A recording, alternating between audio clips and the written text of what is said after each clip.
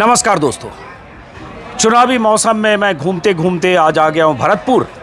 और भरतपुर जब आया तो मैं भरतपुर कचहरी आ गया, और जब कचहरी आया तो वकीलों के बीच आ गया। और जहाँ मैं हूँ ये भरतपुर कचहरी के वकीलों का अड्डा है। बार के जितने वकील हैं, जो प्रैक्टिशनर हैं, वो यहाँ बैठते हैं। इनके यहाँ पर सिटिंग अरेंजमेंट हैं, कुछ चैम्बर्स भी हैं, और मेरे ख्याल से 1000 के आसपास यहाँ इजली ज़्यादा है, 1200 के आसपास एडवोकेट्स हैं। 1200 के आसपास वकील इस परिसर में और सामने वाले परिसर में रहते हैं। और ये दोपहर का वक्त है, थोड़ा ब्रेक भी है, तो मुझे लगा कि हर तबके के लोगों से बात करता हूँ, किसानों से, मज़दूरों से, शहर में लोगों से, पार्क में घूमने वालों से, छात्रों से, युवाओं से, बेरोज़गारों से, महिलाओं से। तो आज ज़रा वकीलों से भी बात की जाए। और वकील कानूनची होते हैं, लेकिन राजनीति में उनकी काफ़ी दिलचस्पी होती है, बहुत सारे वकीलों की। और जाहिर है एक तबका ऐसा होता है जो राजनीति में दिलचस्पी के साथ साथ बहुत बारीकी से समझता है और अपनी राय भी रखता है। और बहुत जगह वकील सीधे डायरेक्ट राजनीति में होते हैं, और देश के कई ऐसे दिग्गज नेता हैं, मंत्री हैं, जिनका पेशा वकालत था और आज भी है। कपिल सिब्बल से लेकर और सलमान खुर्शीद, अरुण जेटली, राम जेठमलानी, दर्जनों ऐसे बड़े बड़े दिग्गज नेता मंत्री हुए हैं जिनका मूल पेशा वकालत है। और आज भी जो है उनका है। अभिषेक मनु सिंह भी सुब्रमण्यम स्वामी भी। तो मैं हूँ वकीलों के बीच। और भरतपुर, जैसा कि मैंने कहा, राजघराने से जुड़ा हुआ एक इतिहास है भरतपुर का, 300 सालों का इतिहास। भरतपुर के किले को लेकर बहुत सारी कहानियाँ हैं। लोहागढ़ का वो किला जिसे न मुग़ल पराजित कर पाए, कब्जा कर पाए, ना अंग्रेज। ऐसी बहुत सारी कहानियां भरतपुर में बिखरी हैं। भरतपुर पूर्वी राजस्थान का एक ज़िला है। भरतपुर के सियासी समीकरण की बात करें तो 7 सीटें हैं भरतपुर ज़िले में। हालांकि एक ज़िला नया भी बन गया भरतपुर से, डेग बना है भरतपुर से। अभी ये भी हुआ कि ज़िला कुछ महीने पहले तक राजस्थान में 33 ज़िले थे, अब राजस्थान में हो गए 52 ज़िले। तो ज़िले इतने बढ़ गए कि कई बार समझना मुश्किल है कि जिस ज़िले में आप जा रहे हैं उसमें से 2 ज़िले और तो नहीं निकल गए। भारत और भरतपुर में, पुराने भरतपुर की बात करूं, ज़िले की 7 सीटों में से 4 पर कांग्रेस का कब्जा था पिछली बार की अगर हम बात करें। 2 पर बीएसपी, और बीएसपी इस इलाके में काफ़ी बीएसपी का असर रहा है। एक आरएलडी कांग्रेस के साथ एडजस्टमेंट में, जो भरतपुर शहर की सीट है। लेकिन पूर्वी राजस्थान की बात करें, 35 सीटें पूर्वी राजस्थान में है, जिसमें भरतपुर है, जिसमें अलवर है, जिसमें दौसा है, जिसमें करौली है, जिसमें वो इलाके जहां कांग्रेस को ज़बरदस्त कामयाबी मिली थी। 35 में से 22 सीटें कांग्रेस जीती थी, बीजेपी को सिर्फ 3। और वही हाल भरतपुर में हुआ। बीजेपी का एक तरह से कहें 2018 में सुपड़ा साफ हुआ, एक भी सीट नहीं मिली। लेकिन अगर थोड़ा पीछे चले जाएँ 2013, तो बीजेपी ने 6 सीटें जीत ली थी इसी भरतपुर से, कांग्रेस को सिर्फ 1 मिली। इस बार क्या होगा, और इसी से बहुत कुछ तय होगा कि राजस्थान में सरकार किसकी बनेगी जब 3 दिसंबर को नतीजे आएंगे। तो सीधा सवाल फिर तो यही होता है कि राजस्थान में सरकार किसकी बनेगी। तो पहला यही सवाल, और उसके बाद जरा हम भरतपुर को समझने की कोशिश करते हैं। भरतपुर शहर, जहां आरएलडी के उम्मीदवार हैं, सुभाष गर्ग नाम है शायद, सिटिंग एमएलए हैं।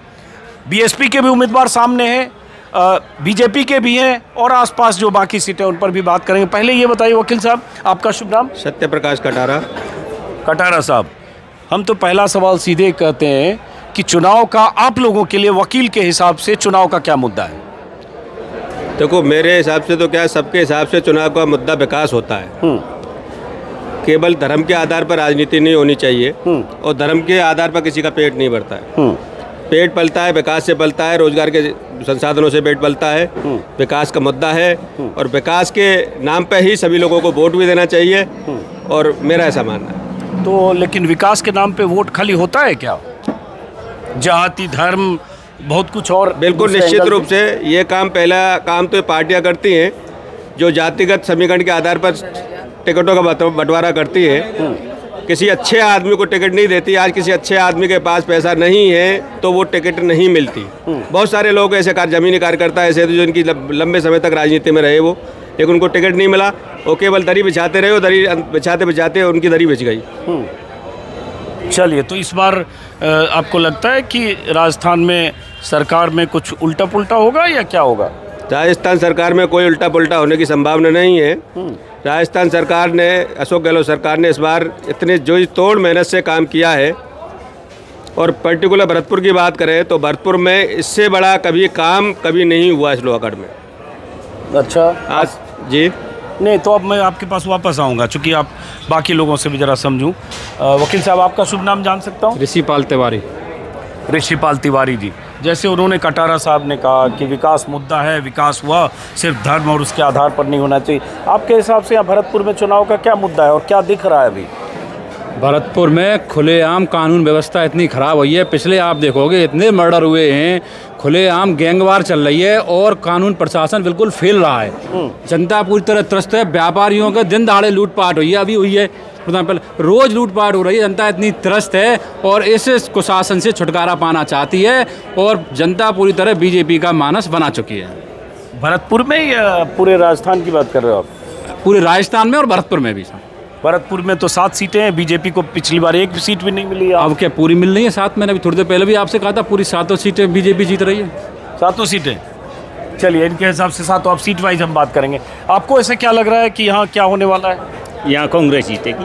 कांग्रेस जीतेगी। भरतपुर की बात कर रहे हो या राजस्थान की? राजस्थान की और भरतपुर की। तो क्यों ऐसा लग रहा है? तो आपकी राय है, बाकी फैसला उन्होंने विकास किए हैं, बहुत सारी सुविधाएं दी हैं। क्या शुभ नाम है आपका? जैसे नरेंद्र सिंह सिनिया एडवोकेट। हाँ, जैसे मेडिकल में उन्होंने बहुत सुधार किया है, रोड में, पार्क में बहुत सारे सुधार किए हैं, इस वजह से कांग्रेस के पूरे चांस। तो लेकिन जैसे उन्होंने कहा भ्रष्टाचार की भी बात हो रही है, गैंगवार, लॉ एंड ऑर्डर, ये सारी बातें हैं जो बहुत बड़ा मुद्दा है। बहुत सारे लोग पेपर लीक भी बोलते हैं। नहीं, पेपर लीक हुए हैं पर इतना कोई है नहीं, जांच में मिला नहीं कुछ भी नहीं मिला जांच। कह रहे विकास जो होना चाहिए वो नहीं हुआ। आखिरी में अशोक गहलोत की योजनाएं और गारंटियां तो बहुत आ गई। अलग नहीं, गारंटी देना अलग चीज़ है, धरातल पर दिखना अलग चीज़ है। भरतपुर में दिख रहा है विकास हुआ है।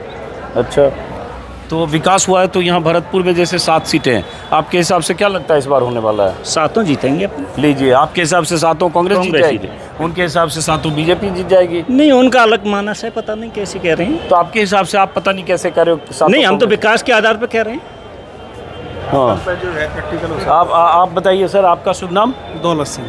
तो अभी दोपहर का टाइम है, थोड़ा ब्रेक भी होता है वकीलों का भी? हाँ, कोर्ट बीच में अभी आधे घंटे का ब्रेक, आधे घंटे का लंच ब्रेक होता होगा। तो आपको क्या लग रहा है यहाँ भरतपुर की, अगर हम ओवरऑल भरतपुर की 7 सीटों की और भरतपुर शहर की बात करें? देखिए, भरतपुर 2 डिस्ट्रिक्टों में बट गया है, भरतपुर और डी कुमेर। तो मुझे लगता है कि यहाँ 4-3 का रेशो रहने वाला है, 4 बीजेपी और 3 कांग्रेस। और रही विकास की बात, तो इल्यूजन दिखाना विकास नहीं होता, जादूगरी एक भ्रम होता है जो धरातल पर नहीं है। उसमें किसानों से, युवाओं से एक तरह की चीटिंग हुई है। लॉ एंड ऑर्डर की स्थिति बिगड़ी है, लॉ एंड ऑर्डर की स्थिति बुरी तरह फेल है, इसलिए मुझे नहीं लगता कि सरकार रिपीट होगी। लॉ एंड ऑर्डर की क्या है, जरा बताइए समझने के लिए। हम लोग तो बाहर से, हमें उतना आइडिया नहीं होता है। यहाँ क्या है कि अब एक्चुअल में जनप्रतिनिधियों के हिसाब से यहाँ का प्रशासन ने और पुलिस ने काम किया है। बहुत से इनोसेंट लोगों को भी गलत मुकदमों में फंसाया, बहुत सी शिकायतें आती हैं और गैंगवार हुई खूब, और तो भरतपुर भ्रष्टाचार के भी खूब मामले आए। आपको क्या लगता है? क्या शुभ नाम है आपका? मंजीत सिंह। आप भी एडवोकेट हैं? जी सर, एडवोकेट। तो आपको क्या लगता है भरतपुर के लोगों के लिए क्या मुद्दा है? भरतपुर के लोगों के लिए पहला मुद्दा विकास ही है, और जो नहीं हुआ आपके हिसाब से? नहीं हुआ है। अच्छा, हुआ है? अरे बहुत सारे लोग कह रहे हैं नहीं हुआ है। नहीं, आप देखिए विकास ये कोई ना गलत बात है ये। हाँ। लेकिन भरतपुर का पूरी विधानसभा में और हमारे पूरे विधानसभा चमाचम है पूरा। पानी की बड़ी दिक्कत है महाराज। 5 साल इस सरकार के हो गए, अशोक गहलोत के 15 साल हो गए। नहर की, पानी की, लोग आज ईस्टर्न कैनाल की बात करते हैं। गर्मी में पानी कहाँ से टैंकर से आता है? सुनिए, कहीं टैंकर से पानी नहीं आता यहाँ भरतपुर में। यहाँ पर चंबल से पानी, चंबल योजना गहलोत साहब की योजना है, पहले 5 साल रुक गई थी, दोबारा कांग्रेस सरकार आई, पूरे घर घर में नल लगे हुए हैं, चंबल का पानी आ रहा है 10 साल से टनाटन। अच्छा, मैं तो देखो अभी आ रहा हूँ दौसा से, वहाँ तो कई टैंकर से पानी 500 रुपये में लोग खरीदते हैं, सब वीडियो में अभी मैंने डाला। क्या भरतपुर में पानी की कोई दिक्कत नहीं है? ना कोई पानी कोई दिक्कत नहीं। चलिए, नहीं दिक्कत है तो मैं करेक्ट करता हूँ, मुझे अंदाजा नहीं है, क्योंकि मैं दौसा और आसपास के इलाकों से अभी आ रहा हूँ, वहाँ पानी और की बहुत दूसरा दिक्कत है। रहा कि गहलोत सरकार की योजनाएं जो अच्छी हैं, जो चिरंजीवी है, हम चिरंजीवी, अब पूरा राजस्थान निश्चिंत सोता है। एक मिनट, हाँ सुनिए, पूरा राजस्थान निश्चिंत सोता है, क्योंकि 25 लाख रुपए का उसके पास सरकार गहलोत जी का एक कार्ड रखा हुआ है कि आधी रात बीमार हो जाए चल दो भैया उठ के, नहीं 25 लाख तक का इलाज फ्री है हमारा। बाकी नहीं पैसे का अरेंज करना पड़ता था, पहले कोई बीमार रहता था भाई 50,000 रिश्तेदार से, लाख रिश्तेदार से, किसी की ज़मीन रखना, घर रखना, जेवर बेचना, ये आदि काम करना पड़ता था। आज पूरा राजस्थान निश्चिंत चिंता भयमुक्त होकर सो रहा है कि 25 लाख रखें भाई जेब में, जो मान लीजिए आप तो किसी भी हॉस्पिटल में जाओ और इलाज कराइए, आराम से ले जाइए, फ्री दवाई खाइए। तो इससे बड़ी योजना आज पूरी दुनिया में नहीं है, मैं समझता हूँ। और जो लोग, लेकिन ये बताओ, ये योजनाएं जो है, जो गहलोत गारंटी यात्रा भी निकाल रहे हैं, 7 गारंटी, हालांकि आज दिलचस्प है, आज बीजेपी का भी मैनिफेस्टो आ गया, वो भी हम अभी बताएंगे।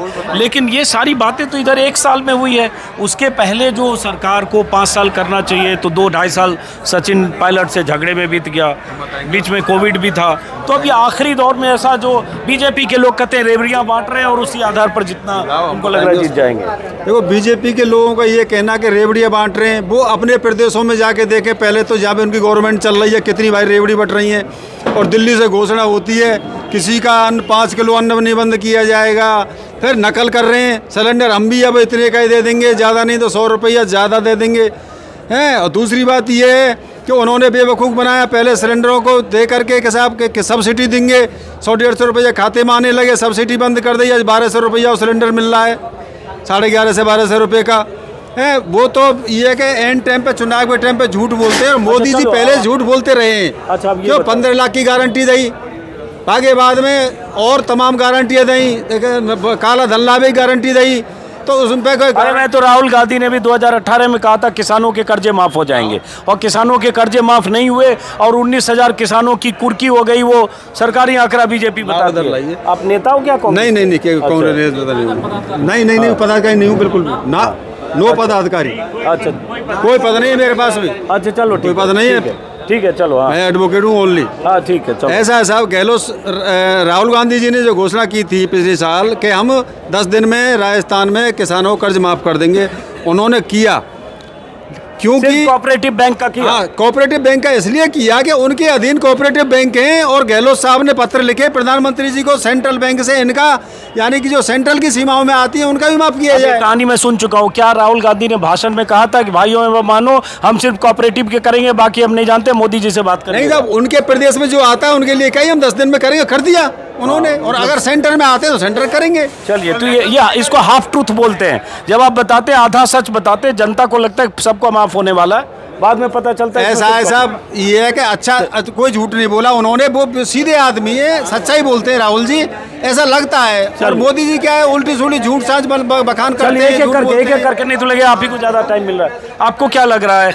वैसे आपको बीच में बता दूं कि कांग्रेस की 7 गारंटी के मुकाबले, चूंकि कांग्रेस की गारंटी यात्रा निकल रही है, मोदी की तरफ से भी बीजेपी की भी गारंटी की लिस्ट आ गई है। बीजेपी का मैनिफेस्टो आज आ गया है, जिसमें पीएम किसान सम्मान निधि राशि को बढ़ाकर 1200 प्रतिवर्ष करने का ऐलान किया गया है, और मुख्यमंत्री फ्री स्कूटी योजना के तहत 12वीं पास करने वाली मेधावी छात्राओं को स्कूटी देंगे। पीएम उज्ज्वला योजना से सभी गरीब परिवार की महिलाओं को 450 में सिलेंडर देंगे। लाडो प्रोत्साहन योजना के अंतर्गत बालिका के जन्म पर 2 लाख के सेविंग बॉन्ड की सहायता देंगे। तो ऐसी बहुत सारी योजनाओं का ऐलान मोदी की गारंटी के नाम से बीजेपी का मैनिफेस्टो आ गया है। और प्रधानमंत्री मोदी अगर कांग्रेस और विपक्षी सरकारों की तरफ से ऐसे ऐलानों को रेवड़ी कहते हैं, तो एक रेवड़ी की लिस्ट ये भी है। क्योंकि अगर आप कहते हैं स्कूटी देंगे तो ये भी रेवड़ी है, वो मोबाइल दे रहे हैं, आप स्कूटी दे रहे हैं। बहरहाल चलिए वापस, आपको क्या लगता है कि क्या सरकार? जी, नाम क्या हुआ? मेरा नाम माखन सिंह लवानिया है, और सरकार रिपीट हो रही है कांग्रेस की, और इसलिए हो रही है कि कर्मचारी सब खुश हैं, और कर्मचारी सरकार को बदलते हैं, और कर्मचारी खुश हैं, तो इस वजह से सरकार को बदल नहीं सकते, रिपीट हो गई। क्योंकि सरकारी कर्मचारी के लिए RGHS कार्ड ऐसा खुलाएगा, कैसा भी इलाज कराओ पूरे परिवार का, इनके लिए बहुत फायदा हुआ है। कर्मचारी खुश है। पेंशन योजना लागू की है, पेंशन योजना से सभी कर्मचारी खुश हैं। इस वजह से कांग्रेस की सरकार आनी है। और हमारे यहाँ भी भरतपुर में क्या लगता है, 7 सीट है, उसमें क्या लगता है भरतपुर शहर समेत? ये भी बता दें, भरतपुर शहर से आरएलडी के उम्मीदवार सुभाष गर्ग हैं, वही सिटिंग विधायक हैं। कांग्रेस के साथ एडजस्टमेंट में इस बार भी वो चुनाव मैदान में। हाँ, आरएलडी के सुभाष गर्ग जी हैं, यही जीतेंगे। इनके लिए काफ़ी लोग कह रहे हैं इस बार बीजेपी और बीएसपी बहुत मजबूत है, बीएसपी खास तौर से। इसमें कास्ट वाइज चल गया है और इसमें 80% ब्राह्मण आगे सुभाष गर्ग के साथ हैं, 50-60% जाट सुभाष गर्ग के साथ हैं और बनिया 60-70%। तो ब्राह्मण तिवारी जी बैठे हैं, ये तो बीजेपी के साथ हैं। तिवारी जी बीजेपी के हैं, इसलिए ये गलत कर रहे हैं। और अरे सुनो, पहले बात सुनो तुम। अरे आप आरएलडी के उपाध्यक्ष हैं, मैं किसी पद पर नहीं हूँ बीजेपी। आरएलडी के उपाध्यक्ष नहीं साहब, पहले आप बताइए आरएलडी को उपाध्यक्ष। अभी मैं कुछ नहीं हूँ, मैं कहीं भी नहीं देखा हूँ। वर्तमान उपाध्यक्ष हैं, आरएलडी को उपाध्यक्ष हैं? नहीं, मैं पहले था, अब नहीं हूँ मैं। अच्छा चलो, पहले थे, पहले थे, अब नहीं। चलिए कोई बात, पहले भी आप जिला उपाध्यक्ष पद से शोभित हो। मैंने पहले ही कहा, वकील लोग राजनीति करते ही हैं, डायरेक्ट इनडायरेक्ट जो भी है। अब हम तो वकीलों के बीच आए, हमें नहीं पता कि कौन आरएलडी का उपाध्यक्ष है, कौन बीजेपी का क्या है। लेकिन ये बताओ, यहाँ जो महफिल दिख रही है, इसमें ज़्यादा लोग सरकार रिपीट वाली बात कर रहे हैं। गलत बात कर रहे हैं। बिल्कुल दलालों की टीम है, पूरी कांग्रेस गवर्नमेंट की। सुभाष गर्ग हैं, पूरी दलालों की टीम बिठा रखी है। गृह विभाग के अलग बिठा रखे हैं, यहाँ पे शिक्षा विभाग के अलग बिठा रखे हैं। सब दलाल, ठेकेदारी में भी पूरे दलाल बिठाए। अपनी ठेकेदारों को चहेतों को ठेका मिलता है, बिलों में देते हैं, बाकी मिट्टी विट्टी में कवरेज करवा देते हैं। इनके कांग्रेस की पार्टी के अवाना जी हैं, उनने कर्मचारियों को ट्रांसफ़र कर करके लूट मचा रखी है। और ये कह रहे हैं जो ब्राह्मण जा रहे हैं, ये बिल्कुल गलत कह रहे हैं। ब्राह्मण बीजेपी के संग रहेगा, पूरी तरीके से रहेगा। हिंदूवादी पार्टी के संग में ब्राह्मण जाना पसंद करेगा। हिंदूवादी पार्टी, बिल्कुल। मतलब आपका मुद्दा हिंदूवादी पार्टी होना है। बिल्कुल बिल्कुल। विकास और बाकी सब कुछ नहीं, विकास के नाम पे, रीट के नाम पे चीट करी है ना, युवाओं से भयंकर धोखा किया। 83 बार पेपर लीक हुए मेरे हिसाब से। इसमें 83 ने 19 बार हुआ। 19 बार, सॉरी, कुछ भी बोल देंगे आप मोदी जी की तरह। नहीं 19 बार पेपर लीक हुआ। 19 बार भी बीजेपी बोल रही है, लेकिन चलो 1983 में कितना का फर्क है, देखते हो आप। बाकी ये आरएसएस उसकी कह रहे हैं आरजीएसएस कार्ड की। पहले उसमें लॉट में पैसा मिल जाता था एक बार में। अब क्या है कि 1000 रुपये कर दिया उनने। आप पहले भुगतान करो, उसके बाद बिल पेश करो, तो अब कठिनाई पैदा हो गई है। अच्छा ये बताओ वकील साहब, क्या शुभ नाम है? मेरा नाम है पावन कौनते। पावन कौनते, बहुत अच्छा, महाभारत काल का नाम है। तो पावन कौनते साहब, ये बताओ, आप ये क्यों कह रहे हो कि हिंदूवादी पार्टी और हिंदूवादी पार्टी के साथ हो? मुद्दा तो ये होना चाहिए, विकास, शिक्षा, स्वास्थ्य, बेरोजगारी हटाने की बात, नौकरी की बात। ये हिंदूवादी पार्टी की बात क्यों? नहीं, बिल्कुल। एक्चुअल में क्या, अपन लोग सनातनी है। अच्छा। सनातन धर्म के हिसाब से अपन को हिंदुओं के संग में रहना चाहिए। जो यहाँ के मुसलमान हैं पुराने हुए, वो भी हिंदू ही थे पहले, अब जाके बाद में कन्वर्ट हुए हैं। और उनके जैसे आरएलडी के हमारे उपाध्यक्ष जी हैं साहब माखन सिंह लवानी जी, बोल रहे हैं अभी रिसेंटली इनने एक कब्रगाह पे, कब्रिस्तान था, उस पर कब्जा किया है पूरे। अब देखो, मैं इस बातचीत को वकीलों के बीच, पढ़े लिखे लोगों के बीच, ये हिंदू मुसलमान कब्रिस्तान और कब्रगाह तक नहीं ले जाना चाह रहा था, लेकिन चलिए अब मैं वहाँ पीछे का रिकॉर्ड को देखो, वो उन्हीं कोई कब्जे साहब उसमें कब्जा नहीं किया है। मैं रहता हूँ, मेरा मकान है पास में, कब्रिस्तान के बिल्कुल बगल में ही है। कोई कब्जा नहीं किया, झूठी अफवाह है। व्हाट्सएप पे आता होगा ना, जब वो कह रहे हैं 83, मुझे दिखा दीजिए कहाँ व्हाट्सएप पे, और उसमें समुदाय का उनका कोई मुसलमान कम्युनिटी का आपस में विवाद है उनका। कोई अपनी जमीन बताता है, कोई सब कब्रिस्तान की जमीन, वो जमीन का विवाद है और वो उसको जोड़ के ये लोग बताते हैं, ना तो किसी पार्टी लाइन का कोई उसमें विवाद है। अच्छा चलिए, हम छोड़िए, उस विवाद में नहीं पड़ते, मुद्दे पर आते हैं। छोड़िए, जानिए, वो फालतू की बात है, मैं नहीं जानता वो क्या कह रहे हो, तथ्य ही नहीं मुझे पता है, तो मैं क्या बोलूँ। आपका शुभ नाम? राम स्नेह सिंह। एक मिनट सर, राम स्नेह सिंह। राम स्नेह सिंह। तो सिंह साहब, आप तो सीनियर वकील, यहाँ सबसे ज़्यादा उम्र में आप ही लग रहे हो, तो क्या लग रहा है इस बार? देखिए, राजस्थान का एक ट्रेंड रहा है। हाँ। और राजस्थान का भाई साहब एक बार भाई साहब आपसे लगा रही जी, देखिए। हाँ।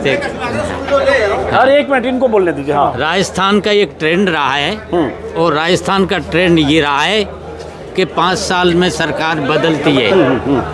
5 साल में सरकार बदलती है, और इस बार भी हवा का रुख बदलाव कर लग रहा है। अच्छा ये मुझे समझाइए, जैसे वो हवा के रुख को आप लोग कैसे भापते हो? जैसे मैं भी बहुत जिलों में घूम रहा हूँ, मैं कई बार तय नहीं कर पाता हूँ कि कौन कितना आगे है। ये पता है कि कुछ आगे हो सकता है। जनता जो यहाँ से आती है, गांवों से आती है, यहाँ कचहरी में आती है, रोजाना आती है, उनके विचार और उनके वो हाँ बाब, और उनसे उनका ये लगता है कि सरकार बदलनी चाहिए। ठीक है, मान लिया। अब उसके बाद हवा के रुख से आपको भरतपुर की 7 सीटों में, भरतपुर की 7 सीटों में से जो पिछला जो कांग्रेस का पूरा कांग्रेस कहता है, उसमें पूरी तरह से बदलाव का सा रुख लग रहा है। मतलब पिछली बार 4 कांग्रेस को मिली, 2 बीएसपी को मिली थी। हाँ, एक ये आरएलडी यहाँ से जो मिली थी, उसमें बदलाव तो कांग्रेस के गठबंधन की 5 मिली। लेकिन उसमें बदलाव का सा वो लग रहा है। तो भरतपुर शहर में क्या लग रहा है? भरतपुर शहर में अभी स्थिति ऐसी इतनी थोड़ी सी वो है, लेकिन पक्ष में उसके में लग रही है। मुद्दा क्या है फिर भी ये क्यों बदलाव लग रहा है? सब मुद्दों को भूल जाते हैं, लेकिन जैसे ही हवा चलती है उनको सब उन मुद्दों को भूल जाते हैं। कौन सी हवा चल रही है? हवा तो ये चल रही कि ये है कि सरकार 5 साल में बदलती है। अच्छा, बदलने वाला, चूंकि रिवाज है इसलिए आप भी एडवोकेट हैं, आपको क्या लग रहा है इस बार क्या दिख रहा है राजस्थान में आपके हिसाब से? मैं उदयवान दीक्षित एडवोकेट भरतपुर से बोल रहा हूँ। ये यहाँ जो विकास दिखता नहीं है, दिखता है। विकास का जो मुद्दा है, जो 15 साल से जो सिटिंग यहाँ रहे थे पहले, उन पर ये विकास नहीं हुआ अब तक। पहले हमें जयपुर भागना पड़ता था। एक सेकंड सर, पहले छोटी छोटी बीमारियों के लिए हमें जयपुर भागना पड़ता था। वो आज नहीं भागना पड़ रहा है। वो अस्पताल अब जो सिटिंग एमएलए इन्होंने बनाया है, सारी सड़कें वो उन्होंने बनाई है। CSC PSC विद्यालय क्रमोन्नत किए, जो सिटिंग एमएलए उन्होंने किए। इससे पहले भी एमएलए रहे, लेकिन उन्होंने ऐसा कोई विकास नहीं किया जो धरातल पर दिखे। विकास किया होगा, लेकिन इनकी बराबर विकास नहीं किया। किनकी बराबर? सुभाषगढ़ की बात जी, जो सिटिंग अब एमएलए हैं और ये मंत्री भी हैं। और जनता यही देख रही है कि एक योग्य उम्मीदवार होना चाहिए, जो जनता यहाँ से जाए विधानसभा में, वहाँ जाकर के मंत्री बने। कई लोग तो जाते हैं जीत के, मंत्री नहीं बन पाते हैं। 15 साल हो गई, और जो आदमी 15 साल में मंत्री ही नहीं बने, वो विकास क्या करेगा?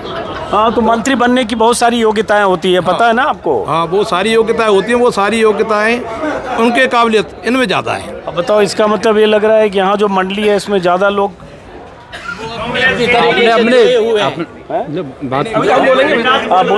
बोलेंगे। आपका शुभ नाम? नौनियाल सिंह डागोर। नौनियाल सिंह, हम तो सीधे ये समझने आए वकीलों के बीच घूमते घामते कि वकील लोगों को क्या लग रहा है कि इस बार राजस्थान में हवा क्या चल रही है? राजस्थान में हवा भारतीय जनता पार्टी चल रही है। भारतीय जनता पार्टी सरकार बनेगी। भरतपुर संभाग से पिछली बार कांग्रेस थी, इन कांग्रेस ने यहाँ कोई भी काम नहीं किया सिवाय अपराध के। एक मिनट।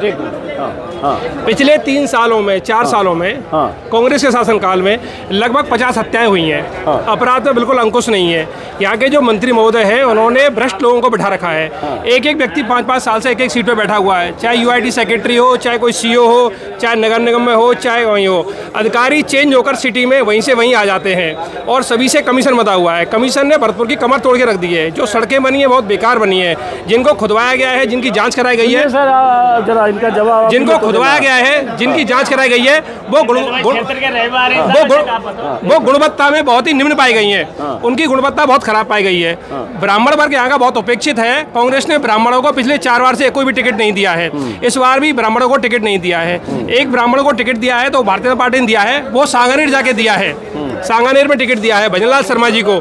और यहाँ के जो वर्तमान जिलाध्यक्ष हैं, वो बोलने तो दो इनको। वो मनोज भारद्वाज जी बनाए गए हैं। ब्राह्मणों को बहुत सम्मान दिया है, तो वो भारतीय जनता पार्टी ने दिया है।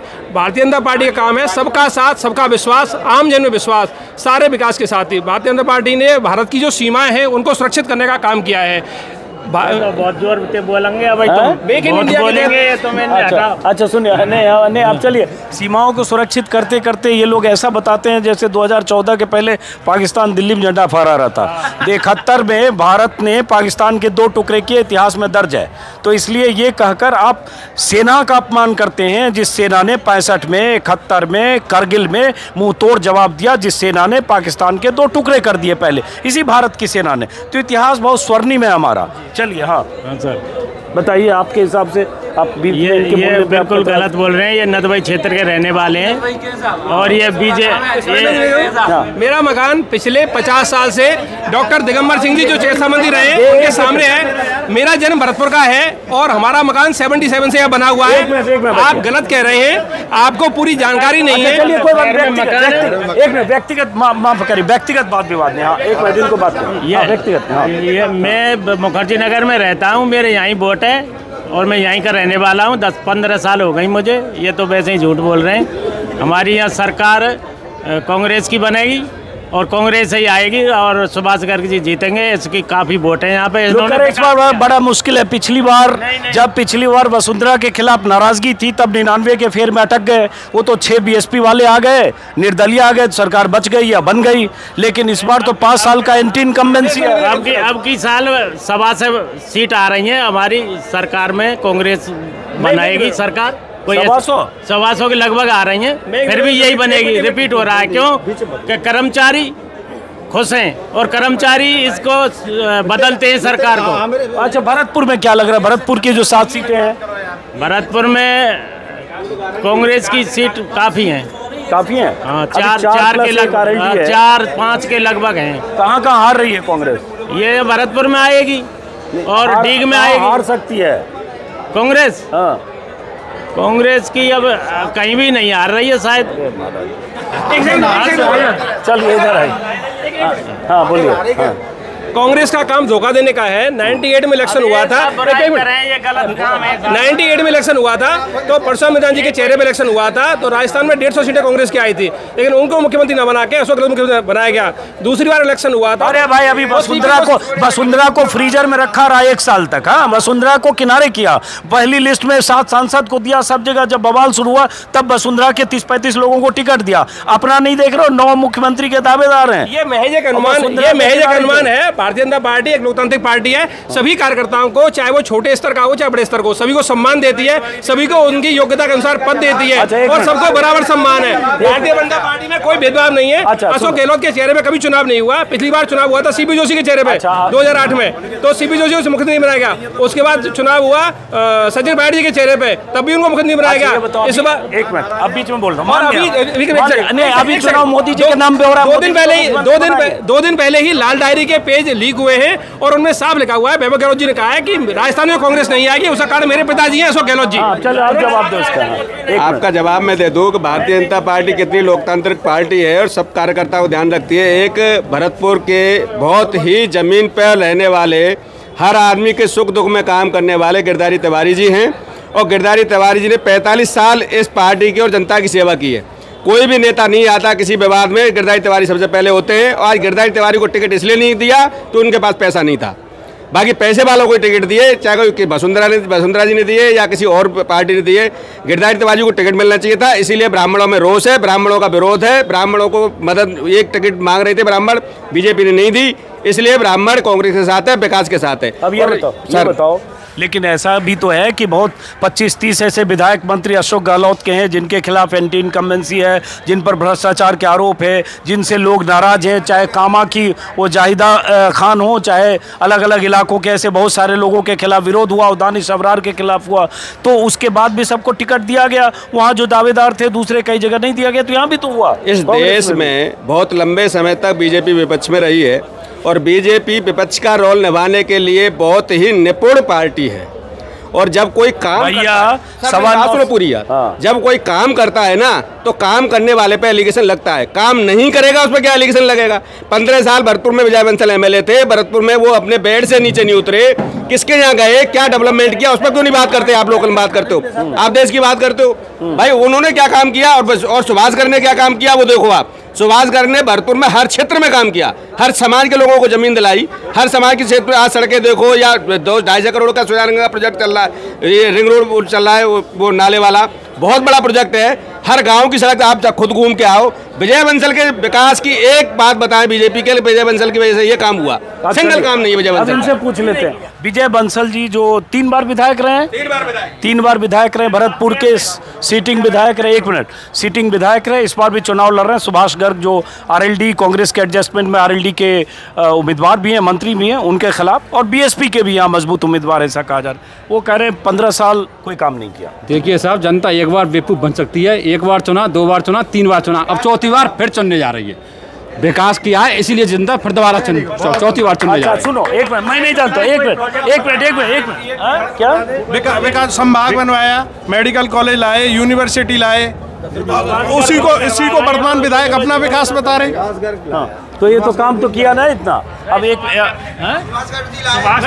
बीजेपी गवर्नमेंट में बंसल जी के टाइम में जी का कोई ऐसा प्रोजेक्ट नहीं है जो ये गिना सकते हो भरतपुर में, और सुभाष जी के धरातल पे। अच्छा चलो बंसल जी और सुभाष जी का छोड़ते हैं, हम ओवरऑल जरा बात करते हैं। अभी वो एडवोकेट है? हाँ मैं एडवोकेट। तो क्या शुभ नाम हुआ? नीरज शर्मा। नीरज शर्मा। नीरज शर्मा जी। तो ये जो कुछ लोग यहाँ कह रहे हैं ब्राह्मण शिरोमणि के ब्राह्मणों के साथ बड़ा नाइंसाफी हो गई। अब ये तो साहब बीजेपी वाले हैं जो जातिगत समीकरण अपना बैठाते हैं, बाकी का विकास हुआ है और विकास के आधार पर ही राजस्थान में कांग्रेस सरकार रिपीट होगी। आरएलडी के कॉर्पोरेशन में कांग्रेस है भरतपुर में, और भरतपुर में जो आज स्थिति है और जो 5 साल पहले की स्थिति है उस दोनों से जनता बखूबी परिचित है और बखूबी देख रही है। अच्छा सुनो, एक काम करते हैं, थोड़ा आप पीछे जाओ बेटा। जैसे ये लोग 4-5 लोग 6 लोग जो इधर हैं कांग्रेस की बात कर रहे हैं विकास हुआ, ये कह रहे हैं कोई विकास नहीं हुआ। ये भी वकील साहब है तिवारी जी, और ये आप भी तिवारी जी, शर्मा जी। अब मैं आपसे जानना चाहता हूँ, आप बताइए क्या विकास हुआ 5 साल में गहलोत की सरकार में, अब फिर इनसे पूछते हैं वो हुआ कि नहीं हुआ। सारे सड़कों का निर्माण बहुत बढ़िया है, गांव से लेकर शहर तक सारी गली मोहल्ले सब सड़कें दुरुस्त हो चुकी हैं। और मेडिकल कॉलेज जो ये कहते हैं कि साहब बीजेपी गवर्नमेंट ने शुरू किया, तो पेड़ तो हर कोई लगा देता है, लेकिन उसको बड़ा दरख्त बनाने के लिए प्रयास करने पड़ते हैं।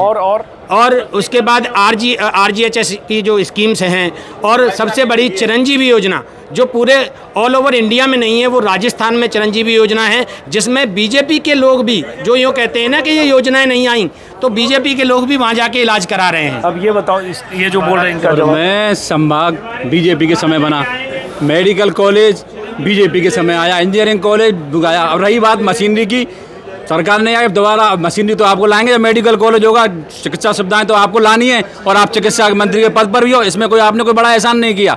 आपने जो भ्रष्टाचार का खेल खेला है उस पर बोलिए आप। भ्रष्टाचार पे बोलिए। कोई भ्रष्टाचार नहीं हुआ, और अगर कुछ स्पेसिफिक बताइए। जैसे समय मैं बाहर से हूँ, मुझे नहीं पता, कुछ स्पेसिफिक बताइए। हाँ बताइए क्या भ्रष्टाचार। हाँ वो स्पेसिफिक बताइए कि भ्रष्टाचार का 5 साल में ये मामला हुआ। थोड़ी मेरे को समझ में दर्शक विशेष एक सेकंड विशेष ठेकेदारों को काम दिया गया था, और सारे ठेकेदार अरे देश का सबसे बड़ा ठेकेदार अडानी है। 9 साल में अडानी को ठेके मिल रहे हैं, अडानी टॉप 3 में आ गया देश में। अडानी से दिया गया पेपर लीक प्रकरण कांग्रेस का सबसे वो है। अच्छा वकील साहब, 1 मिनट, पढ़े लिखे आदमी है। अडानी से ज्यादा ठेका देश में पिछले 9 साल में किसको मिला?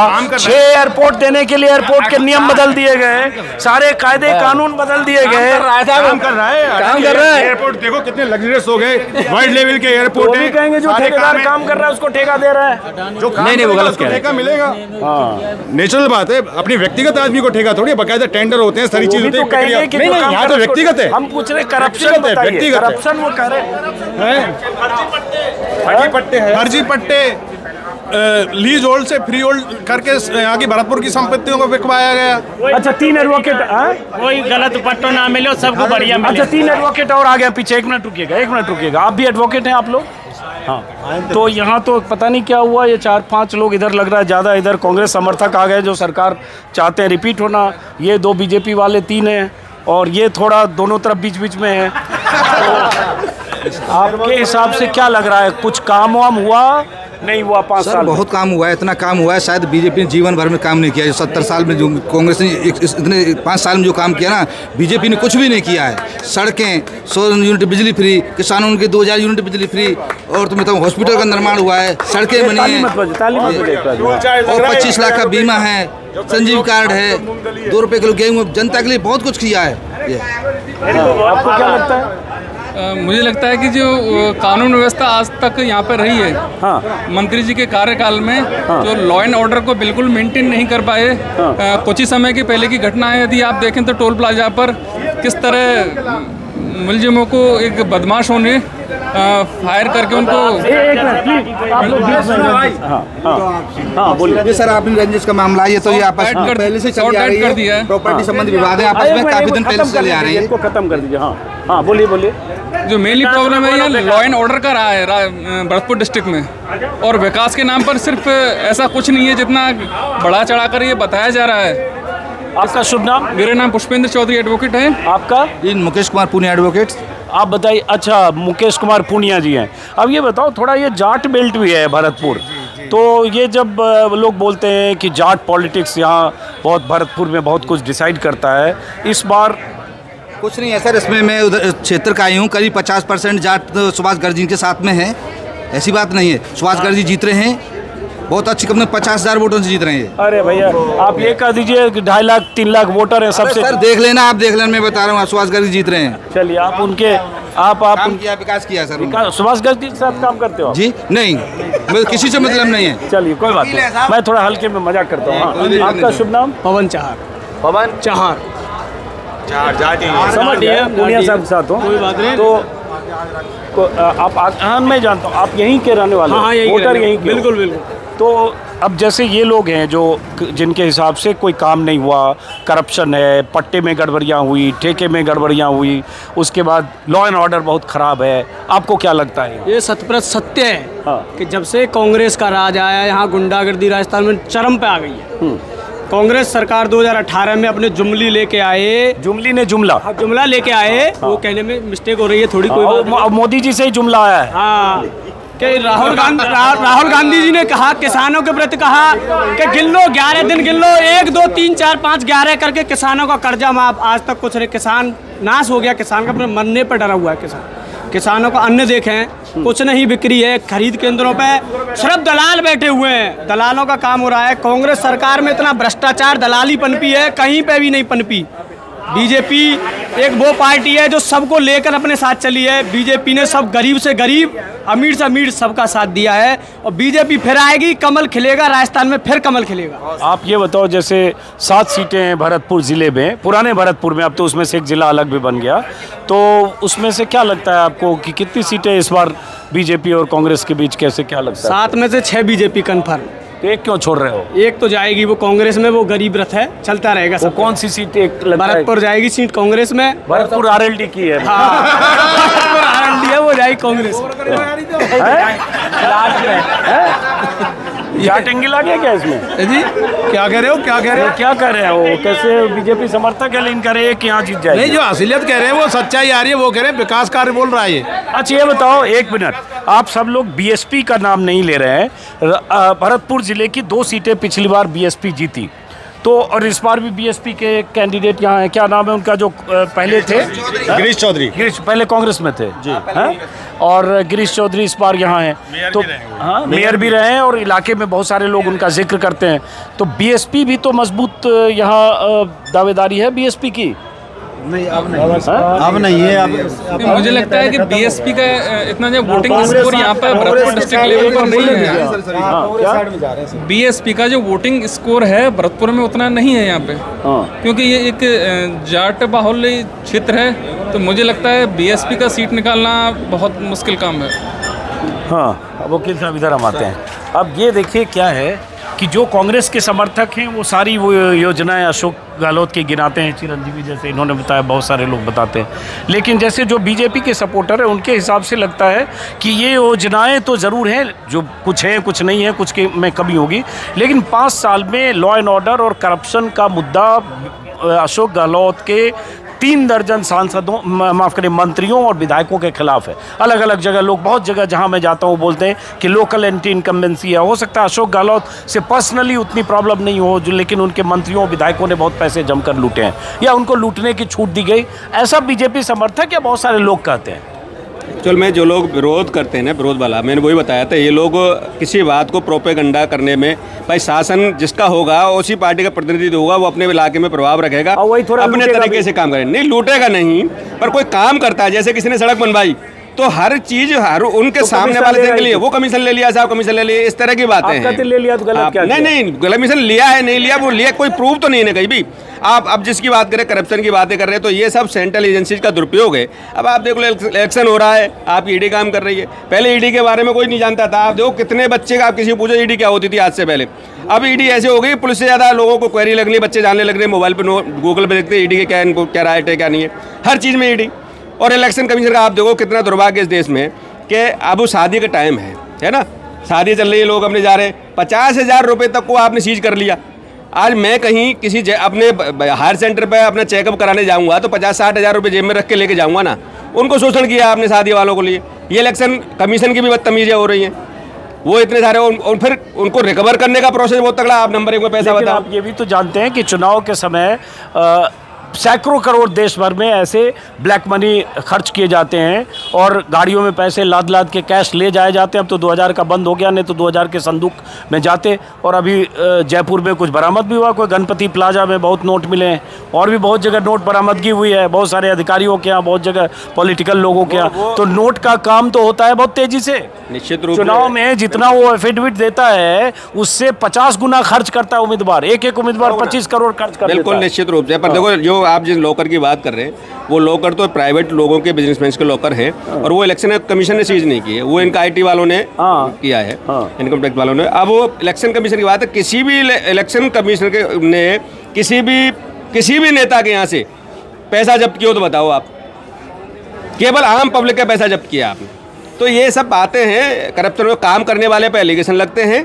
लोगों का काम किया है। मेडिकल में राजस्थान एक अकेला ऐसा राज्य है, आप कोविड में देखो, हरियाणा को हमने झेला, यूपी को हमने झेला, मध्य प्रदेश को हम राजस्थान ने झेला, सबका इलाज दिया और राजस्थान को भी सेव किया, राजस्थान बचाया। आप पहले सिंगल मंजिल थी, आज 8 मंजिल का हॉस्पिटल है। आप देखो सारी सेंट्रल गवर्नमेंट से वेंटिलेटर आए, वो दूसरे हॉस्पिटल को भेज दिए गए यहाँ पर। ये इनका विकास है, ये इनने सुविधाएं दी हैं डॉक्टर के नाम पर, बहुत सुंदर। कैसे नहीं बेचे? कोई नहीं बेचे। वो एक्चुअल में यहाँ जब हॉस्पिटल में उस तरह व्यवस्था नहीं थी, उनको चलाने वाले ऑपरेटर नहीं थे, तो उस पर दिए थे कि आप मिनिमम उसका रेंट लेंगे। सरकार ने रेंट लिया, उनके पास ऑपरेटर थे, प्राइवेट हॉस्पिटल को कुछ दिन के लिए दिए थे। वो जब उनके ऑपरेटर हो गए तो वापस आ गए थे। वो इलाज के काम आ गए, अगर यहाँ होते तो बड़े ही नहीं जाते। वो किसी न किसी पब्लिक के काम आए। अब ये बताइए वकील साहब, तिवारी जी हैं, तिवारी जी, यहाँ लगता है जो यहाँ लोग हैं इसमें ज़्यादा बीजेपी वर्सेस कांग्रेस में ज़्यादा कांग्रेस सपोर्टर है? नहीं या सज्जो कैसे आ आप बोला? नहीं बीजेपी के ही हैं सब लोग। बीजेपी के ही हैं। अभी तो बोलना पड़ रहा है इनको। क्यों बोलना पड़ रहा है? बहुत सारे लाभ मिल रहे हैं, सारी चीजें हैं, बहुत सारी सुविधाएं, सब लोग बीजेपी के ही हैं। मेरी मानसिकता से बीजेपी के ही हैं। अच्छा, बिल्कुल। भाई लॉकरों वाली बात तो आप छोड़ दो, सेक्रेटरीट में बड़ी मात्रा में करोड़ों में कैश मिला था। तो वहाँ तो सेक्रेटरीट में करोड़ों में कैश इकट्ठा किया जाता है। उसमें कोई दिक्कत है नहीं। कोई गलत काम कर रहा है तो ईडी पकड़ रही है। ईडी 7 पैसा ले जाती है और ईडी को भी तो एसीबी ने पकड़ा है। ईडी को 15 लाख में अभी पकड़ा है, 15 लाख की रिश्वत में ईडी को ही पकड़ लिया। ये खुद खा रही है, तो ये झूठ बोल के पैसे को ऐसे इधर उधर कर रही है। कोई दिक्कत नहीं है यहाँ से। आप भी एडवोकेट हैं, आपसे बात हो गई हमारी सर। चलिए बहरहाल, तो ये एक नए एडवोकेट आए। नहीं कोई बात नहीं वकील साहब। तो आपने पता नहीं इतनी बात सुनी कि नहीं यहाँ पे? नहीं, हम तो ये जानने समझने के लिए क्या इधर जो भरतपुर ज़िले की जो सीटें हैं, क्या लगता है आपको कि यहाँ इस बार पिछली बार से इस बार क्या बदलाव हो जाएगा? देखो, बदलाव यहाँ अगर इनकी कैंडिडेट का देखें तो इनकी कैंडिडेट का कोई बदलाव नहीं होगा। सुभाष गर्ग ही दोबारा से यहाँ आएगा।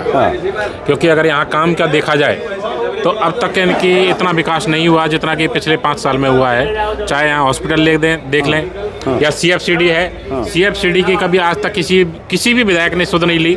CFCD क्या हुआ? City flood control drain. Okay, ठीक है। उसको इनकी, और कोविड में जैसा कि सभी लोग बता रहे हैं, ऑक्सीजन की यहाँ पूरी कोई कमी नहीं होने दी। यहाँ का आदमी ऑक्सीजन की कमी से नहीं मरा कभी। अच्छा सुनिए, अब मैं ख़त्म करने से पहले एक सैंपल सिर्फ, जैसे भरतपुर पुराने ज़िले की बात करूँ, उसमें एक जो निकला उसको छोड़ के, भरतपुर ज़िले में 7 सीटें हैं। पिछली बार 4 कांग्रेस, 2 BSP, 1 RLD कांग्रेस के खाते में मान लीजिए। इस बार आपको क्या लगता है भरतपुर में 7 सीटों में, पुराने ज़िले की 7 सीटों में क्या होगा? रिपीट होगी? नहीं रिपीट होगी, मतलब रिपीट होंगे इनके सारे।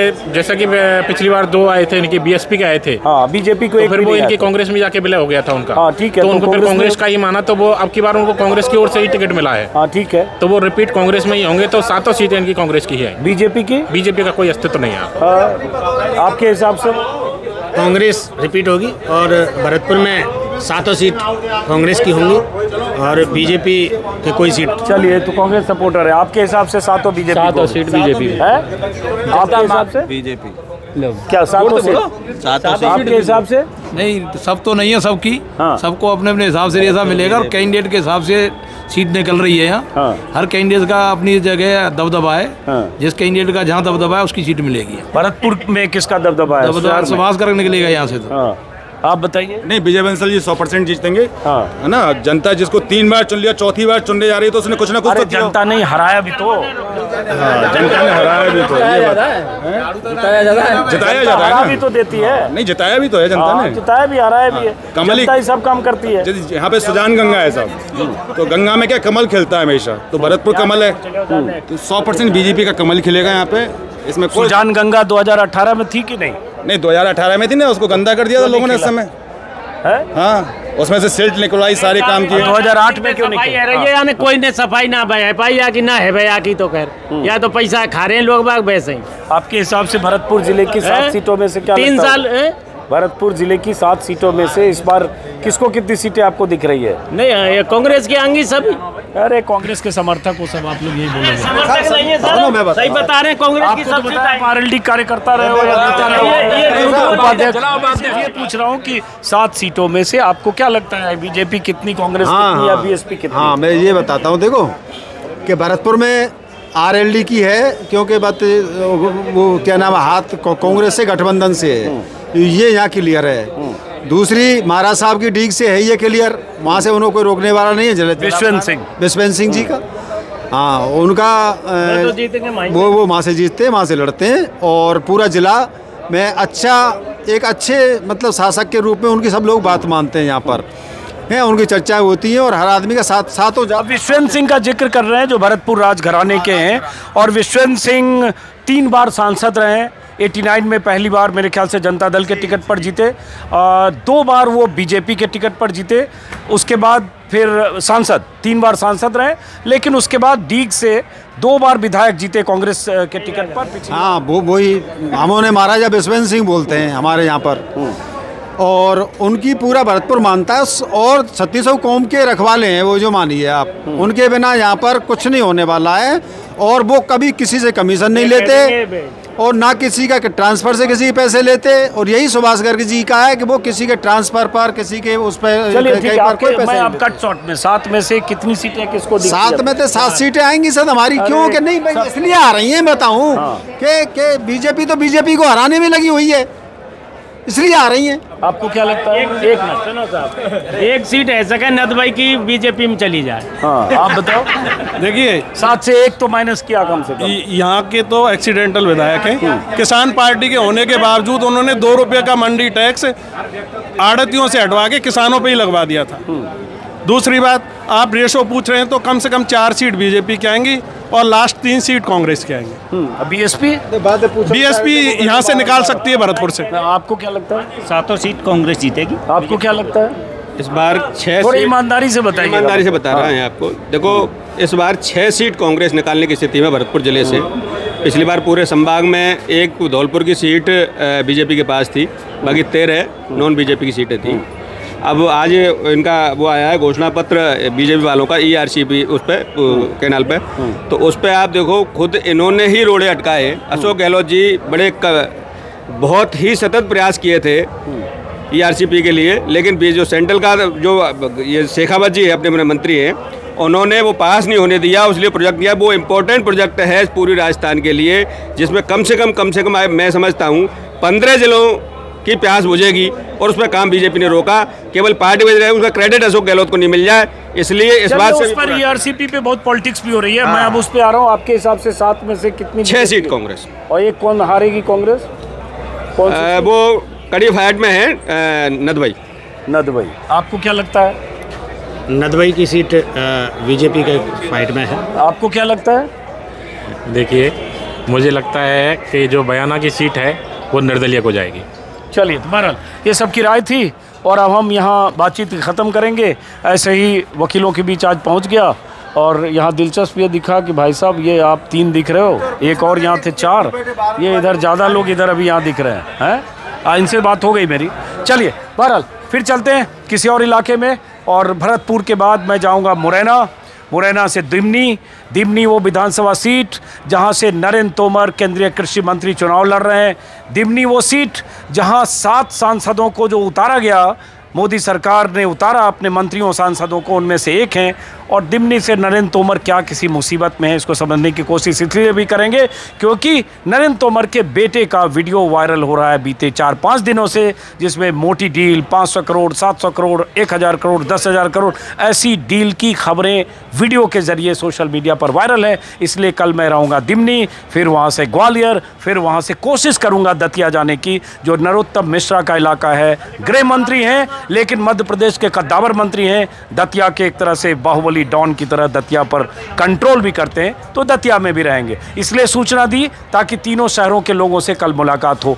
तो कहाँ दिमनी, कहाँ ग्वालियर, कहाँ दतिया और कहाँ भरतपुर। फिलहाल इस वीडियो को यहीं ख़त्म करते हैं। नमस्कार।